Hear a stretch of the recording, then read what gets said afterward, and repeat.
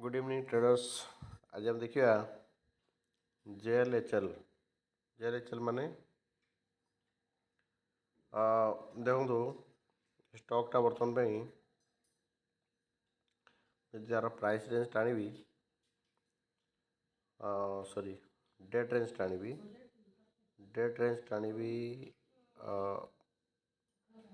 पाखापाखि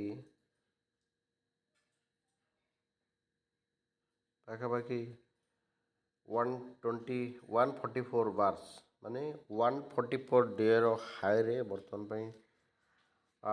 market trade करुच्ची outta गोटे भल जब मोदी भल्यूम्र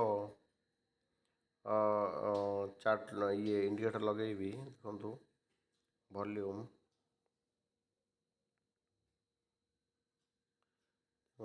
बहुत भल भल्यूम रे भी बर्तमान सेटा अच्छी आउ एटा गोटे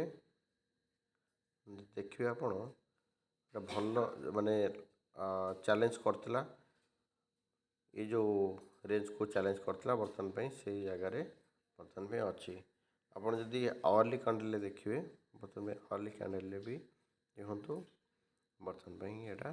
भेरी बुलिश मोमेंटम अच्छी आउ मुझे आपको देखेबी RSI देखिए RSI 60 अबव अच्छी MACD पॉजिटिव अच्छी आउ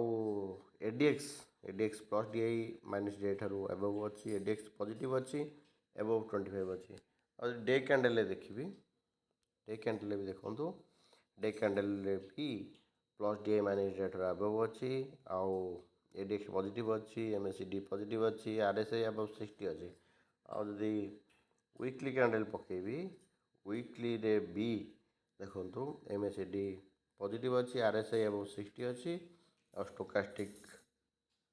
सॉरी ADX टा प्लस DI टा अबव अच्छी माइनस DI ठारू और ADX टा 50 रु अप मूवमेंट करुच्ची माने एटा ग्रोइंग अप मूवमेंट करिवो तेणु यहाँ गोटे मुझे भावुची एटा जदि आम सर्टली 1595 ट्रेड करुच्ची आउ एटा आम जो भाविया कि ना 1750 भी मिनिमम ट्रेड करिबो तेणु नेक्स्ट मंथ रे खाली एति ट्रेड करनी एटा जदि ब्रेकआउट दौची एटा पाखापाखि 1900 पर्यंत भी ट्रेड करि पारे बोली मु जहाँ अनुमान करुच्ची तेणु देखा जाऊ आगामी दिन कौन हो एटा को आसंता काली ठारू मोर इक्विटी ट्रेडिंग रे एटा को ऐड करी ट्रेड करने तेणु देखा जाऊ कौन हो। Thank you.